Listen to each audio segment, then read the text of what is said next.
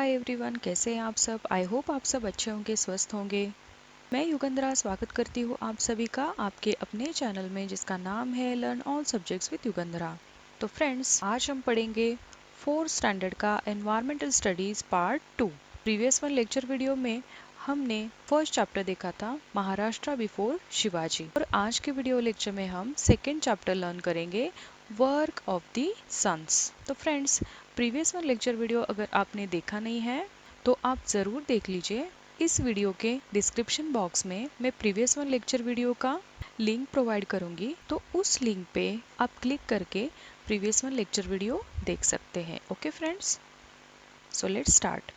Work of the saints means संतों के कार्य। तो देखिए,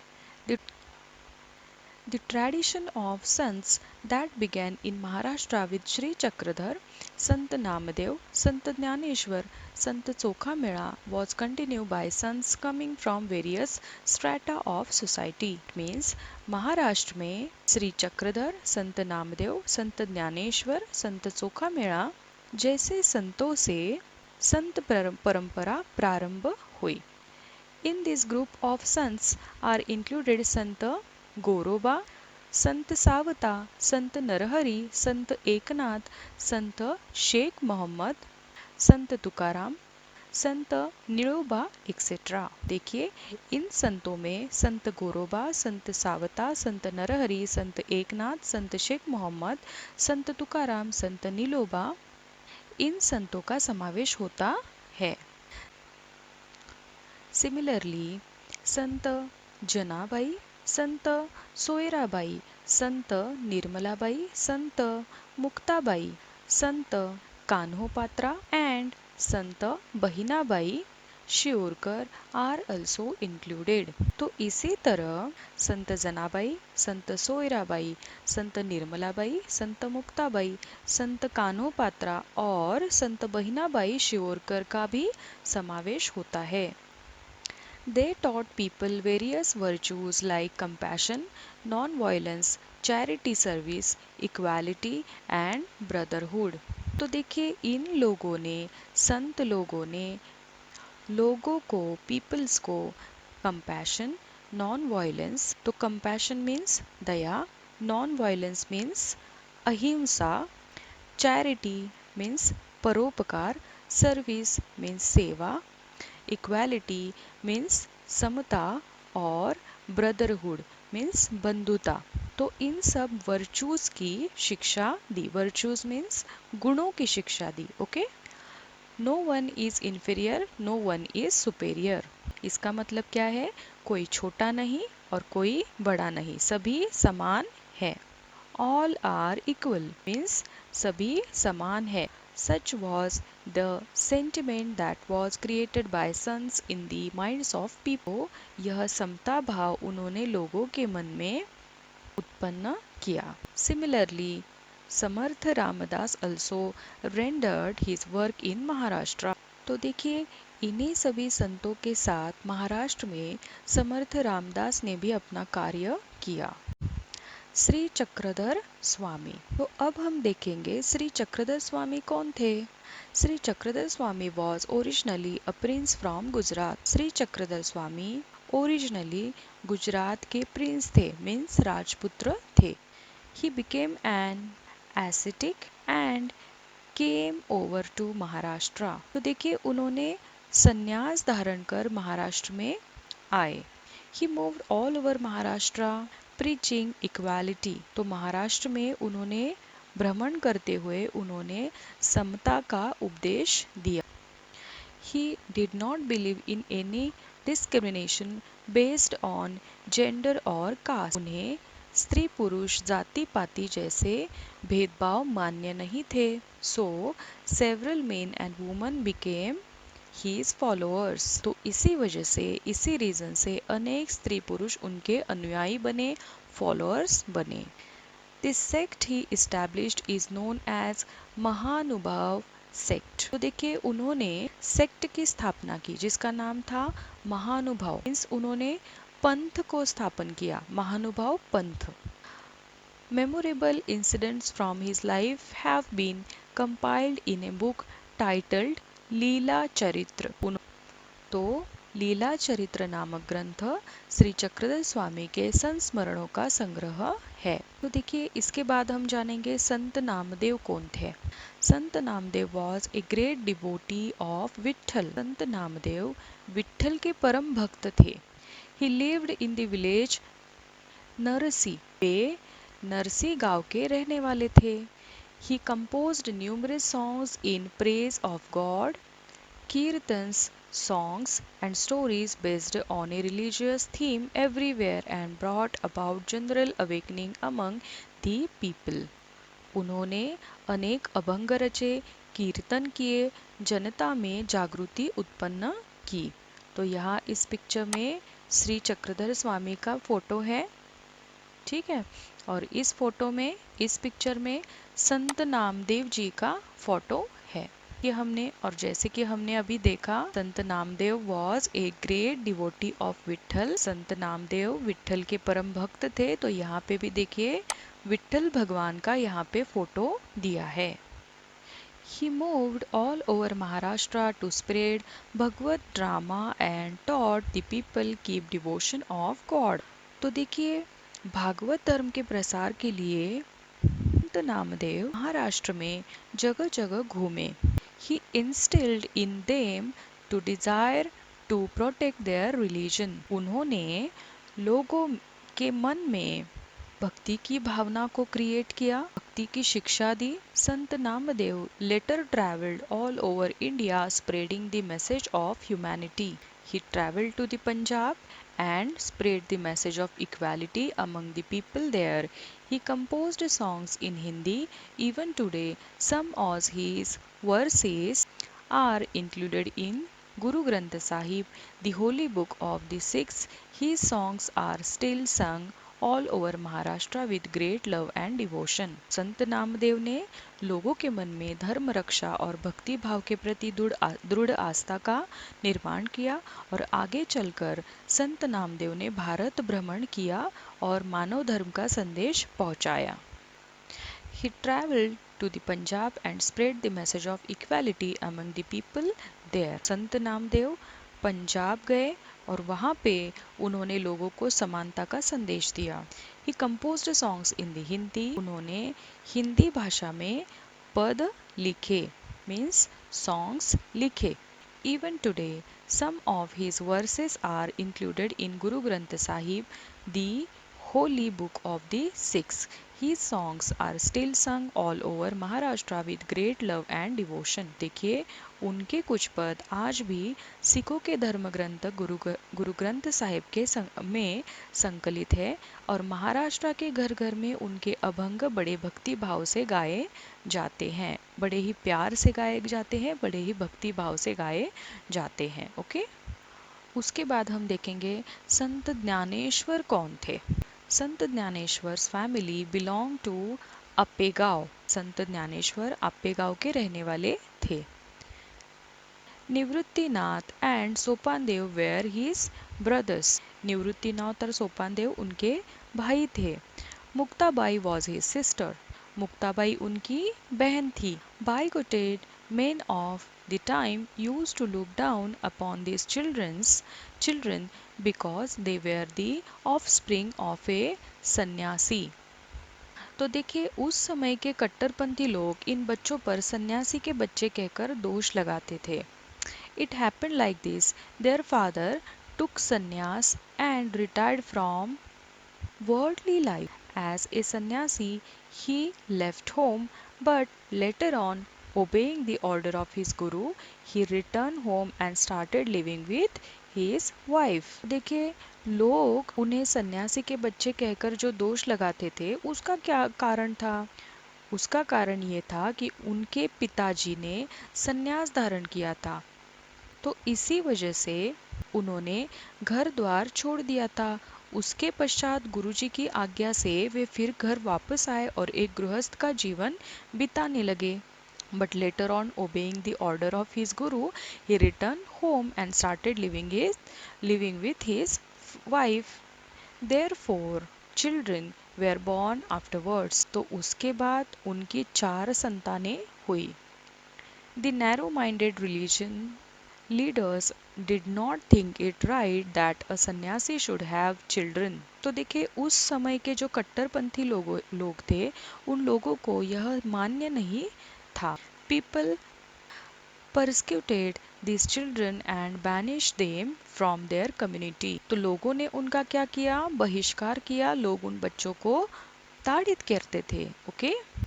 Once Jnaneshwar went round the town begging for alms. एक बार क्या हुआ, एक बार संत ज्ञानेश्वर झोली लेकर गांव में गए. But no one would give him any alms. परंतु किसी ने उन्हें भिक्षा नहीं दी. He had to listen to abusive language instead. तो सभी जगह उन्हें जली कटी बातें सुननी पड़ी. Dnyaneshwar was deeply pained by this incident. तो ज्ञानेश्वर को इससे उनके बाल मन को बहुत दुख हुआ. He entered his hut and locked the door from inside to grieve over his lot. वे अपनी झोपड़ी में आए और झोपड़ी का दरवाजा बंद करके अत्यंत दुखी होकर बैठ गए. Muktabai came and knocked at the door.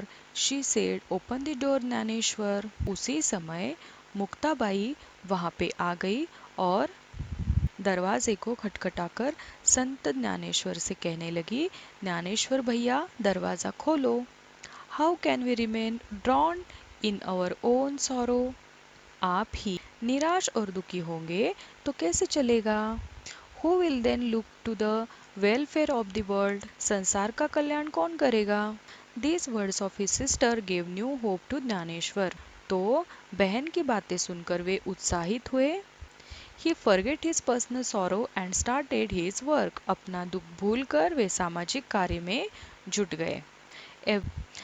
Everywhere the poor and backward people were being oppressed in the name of the religion. उस समय जगह जगह गरीबों और पिछड़ी जातियों को धर्म के नाम पर सताया जाता था. बैकवर्ड पीपल मीन्स पिछड़ी जातियों को. Dnyaneshwar went among the people and taught them to have faith in god. Sant Dnyaneshwar ने लोगों को अंतःकरण से उपदेश दिया. Give equal treatment to all, help those in trouble and allay their misery. This was the gist of his advice to the people. Jnaneshwar's words are heard in every nook and corner of Maharashtra for the last 700 years. तो संत ज्ञानेश्वर ने लोगों को अंतःकरण से उपदेश दिया, ईश्वर पर श्रद्धा रखो, सभी के साथ समता का आचरण रखो, दुखी लोगों की सहायता करो, उनके दुख दूर करो. तो देखिए उनके बाद भी 700 वर्षों से उनके उपदेश महाराष्ट्र के कोने कोने में लगातार गूंज रहे हैं. तो देखिए फ्रेंड्स यहाँ पे हम संत ज्ञानेश्वर जी का फोटो देख रहे हैं. In those days all religious teaching was confined to Sanskrit books. The language of ordinary people in everyday use was Marathi. Jnaneshwar wrote his outstanding book Jnaneshwari in Marathi. It means उस समय धर्म का ज्ञान संस्कृत ग्रंथों में ही बंद था और सर्व सामान्य लोगों की बोलचाल और कामकाज की भाषा कौन सी थी, तो मराठी थी. संत ज्ञानेश्वर ने मराठी भाषा में ज्ञानेश्वरी नाम का महान ग्रंथ लिखा. तो देखिए हम यहाँ पे पिक्चर में देख रहे हैं संत ज्ञानेश्वर ने ज्ञानेश्वरी नाम का ग्रंथ लिखा है. Okay.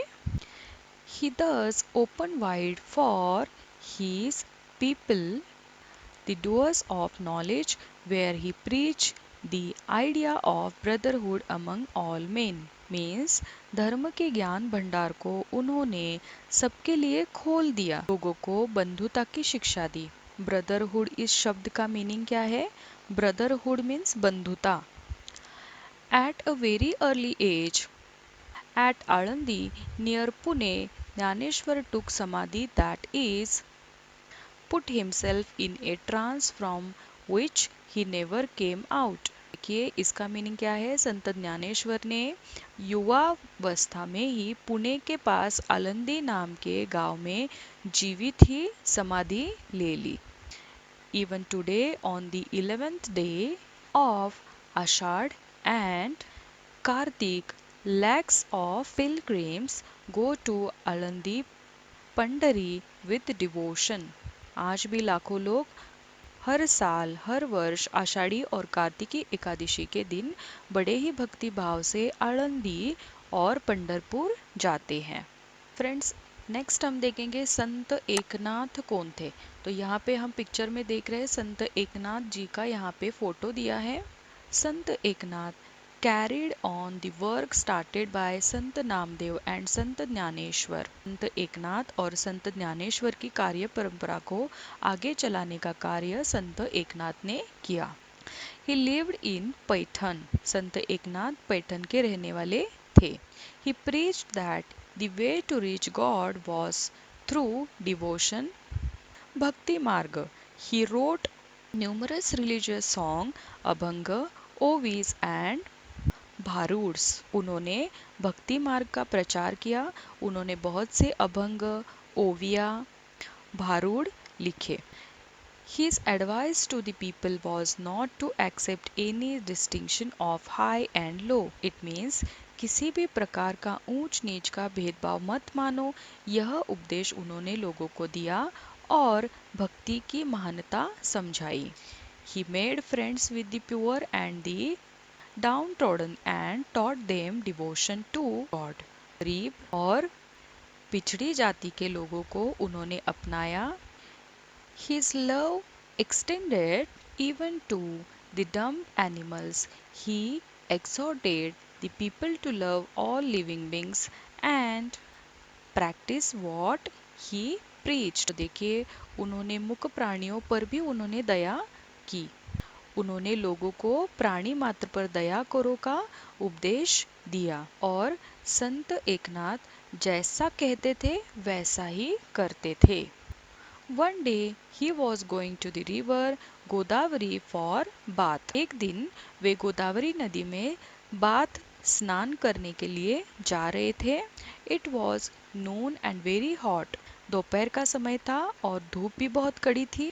The sand bed along the river side was very hot too. नदी तट की जो रेत थी वो तप रही थी और he heard the crying of a poor child sitting on the hot sand. तो वहां पर एक बच्चा बैठा हुआ रो रहा था। Eknath looked around and saw the child. He rushed to him and looked around for the child parents. उन्होंने रोने की आवाज सुनी, बच्चे की रोने की आवाज सुनी। उसके रोने की आवाज संत एकनाथ के कानों में पड़ी तो उन्होंने उसके माता पिता को ढूंढने के लिए अपनी दृष्टि इधर उधर दौड़ाई। इधर उधर देखा कि उसके पेरेंट्स वहाँ पे है कि नहीं। He picked up the child in his arms, wiped his tears and reached him home. तो वो दौड़ते हुए उस बच्चे के पास गए। उन्होंने उस बच्चे को उठाकर गोद में लिया। In this way, by his personal example, Eknath impressed the message of love and equality on the minds of the people. तो इस प्रकार स्वयं के व्यवहार से संत एकनाथ ने लोगों के मन में समता और ममता की भावना दृढ़ की। तो फ्रेंड्स, जैसे कि अभी हमने स्टोरी सुनी, तो जैसे कि उस स्टोरी में बताया था, यहाँ पे बच्चा नदी के किनारे रेत पर बैठकर रो रहा था। तो देखिए, और उसके बाद संत एकनाथ ने उस बच्चे को गोद में लिया। देख रहे हैं हम यहाँ पे इस पिक्चर में, देख रहे हैं ना। तो फ्रेंड्स, नेक्स्ट हम देखेंगे संत तुकाराम कौन थे। यहाँ पे हम संत तुकाराम जी का फोटो देख रहे हैं। Two great saints Tukaram and Ramdas lived in Shivaji's time. तो देखिए, शिवाजी महाराज के समय संत तुकाराम और रामदास नामक संत हुए। Tukaram came from Dehu near Pune. संत तुकाराम पुणे के पास देहू नाम के गांव में रहते थे। He owned a farm and also a grocery shop. उनकी खेती बाड़ी थी और अनाज की दुकान भी थी। His forefather used to lend money to the needy people. उनके पूर्वज संकटग्रस्त लोगों को ऋण देते थे, मनी देते थे. But Tukaram drowned in the river Indrayani all the record of loan papers he had, thus giving relief to many. उनके पूर्वज संकटग्रस्त लोगों को ऋण देते थे, मनी देते थे, पर संत तुकाराम ने अपने हिस्से में आए ऋण पत्रों को इंद्रायणी नदी में डुबो दिया और लोगों को ऋण से मुक्त कर दिया. He would go to neighboring hill and sing songs in praise of God Vitthal. तो पास की पहाड़ी पर जाकर वे विट्ठल के भजन करते थे. On the 11th day, Ekadashi of the months of Ashad and Kartik, he would go to Pandharpur. आषाढ़ और कार्तिक महीने में वे पंढरपुर जाते थे. He wrote devotional songs, abhang and performed kirtans. वहाँ वे कीर्तन करते, अभंग रचते और लोगों को अभंग गाकर सुनाते थे. Thousands flocked to listen to him. Shivaji Maharaj also attended his kirtans. हजारों लोग उनका कीर्तन सुनने के लिए आते थे और शिवाजी महाराज भी उनका कीर्तन सुनने के लिए जाया करते थे. तो देखिए फ्रेंड्स, इस फोटो में, इस पिक्चर में हम देख रहे हैं संत तुकाराम कैसे अभंग गा रहे हैं और कैसे सब लोग यहाँ पे उनका अभंग कीर्तन सुन रहे हैं. और यहाँ पे शिवाजी महाराज भी बैठे हैं, वो भी उनका अभंग, उनके कीर्तन सुन रहे हैं, देख रहे हैं. संत Tukaram preached to the people about the virtues of pity, forgiveness and peace of mind. संत तुकाराम लोगों को दया, क्षमा और शांति की शिक्षा देते थे, समानता का उपदेश देते थे. He also gave them the message of equality. वो समानता का उपदेश देते थे people को, लोगों को. He alone is Sant and God dwells with him who calls the weak and the downtrodden as his own. He impressed this truth on the minds of the people. He made them think. People accepted him as great religious leader and showed their praise on him. तो देखिए, वो दुखी और पीड़ितों को अपना समझते थे. उन्होंने इक्वालिटी का उपदेश दिया लोगों को और लोगों को विचारशील बनाया. लोग संत तुकाराम की जय जयकार करने लगे. Even today all over Maharashtra we hear people proclaiming Gyanaba Tukaram, the names of the two great sons. Sant Jnaneshwar is called Gyanaba also. Even today Tukaram Gatha is read in every household. तो आज भी महाराष्ट्र में हमें ज्ञानबा तुकाराम का जयघोष सुनाई देता है. ज्ञानेश्वर को ही ज्ञानबा कहते हैं, ज्ञानबा कहते हैं. आज भी तुकाराम गाथा का पाठ घर घर में होता है. ओके, देन फ्रेंड्स, हम देखेंगे अब समर्थ रामदास कौन थे. देखिए फ्रेंड्स, यहाँ पे हम समर्थ रामदास जी का फोटो देख रहे हैं.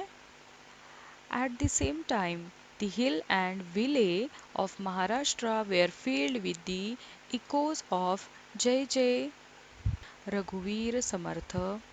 Glory be to the great Rama, an invocation constantly on the lips of the great Sant Ramdas. तो देखिए, इसी कालखंड में महाराष्ट्र की पर्वतीय घाटियों में समर्थ रामदास का नारा जय जय रघुवीर समर्थ गूंज रहा था. Ramdas was born at Jamb on the banks of the Godavari in Marathwada.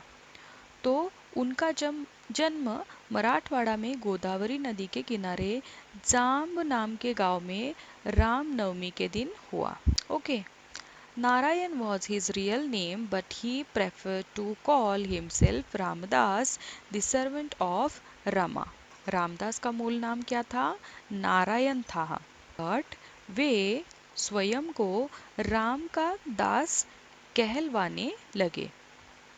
His birthday falls on Ram Navami, the day on which the great hero Rama was born. Narayan was his real name, but he preferred to call himself Ramdas, the servant of Rama. Through his great book Dasbodh he taught men the ways of good life. उन्होंने दासबोध ग्रंथ के माध्यम से लोगों को अमूल्य उपदेश दिया. Through his मनाचे श्लोक stanzas addressed to the mind. He gave people lessons in good thoughts and good conduct. उसी प्रकार उन्होंने मनाचे श्लोक मन के श्लोक नामक रचना द्वारा लोगों को सद्विचार और सद्व्यवहार की शिक्षा दी. To popularize the worship of strength, he raised the temples of Hanuman, the god of strength. और शक्ति की उपासना के लिए उन्होंने जगह जगह हनुमान जी के मंदिर बनवाए. He taught them to organize themselves and fight against injustice. These gave courage to the people. लोगों को शक्ति की उपासना करना सिखाया. These gave courage to the people. तो इससे लोगों को courage मिलता था. Okay? The work of the sons brought about a great awakening among the people. Religion once again became a thing to be respected and a spirit of self-reliance was born. People regained their lost confidence. This great awakening among the people brought about by the Sant helped Shivaji in this fight for Swaraj. तो देखिए इससे हमें क्या पता चलता है. साधु संतों के कार्यों से लोग जागरूक हुए, धर्म के प्रति आदर भाव बढ़ा, लोगों के मन में आत्मविश्वास पैदा हुआ. संतों के इन कार्यों का उपयोग शिवाजी महाराज ने स्वराज्य स्थापना के लिए किया. तो फ्रेंड्स, आज के वीडियो लेक्चर में हमने सेकेंड चैप्टर लर्न किया, वर्क ऑफ द सन्स. तो फ्रेंड्स, आज का वीडियो लेक्चर आपको अच्छा लगा हो तो ज़रूर लाइक करें. आपको अगर कुछ क्वेरीज कुछ क्वेश्चंस पूछने हैं तो आप कमेंट बॉक्स में पूछ सकते हैं. और फ्रेंड्स, अपने फैमिली मेम्बर्स को, आपके रिलेटिव्स को, आपके पहचान के सभी लोगों को अपने चैनल को ज़रूर सजेस्ट करें, वीडियोस का ज़रूर शेयर करें. और अगर आपने अभी तक अपने चैनल को सब्सक्राइब नहीं किया है तो सब्सक्राइब ज़रूर करें, क्योंकि अगर आप चैनल को सब्सक्राइब करेंगे तो आपको डेली अपलोड होने वाले वीडियोस का नोटिफिकेशन आएगा और तभी आप वीडियोस को देख सकेंगे. Okay friends, so friends, see you in the next video. Bye bye for now. Take care.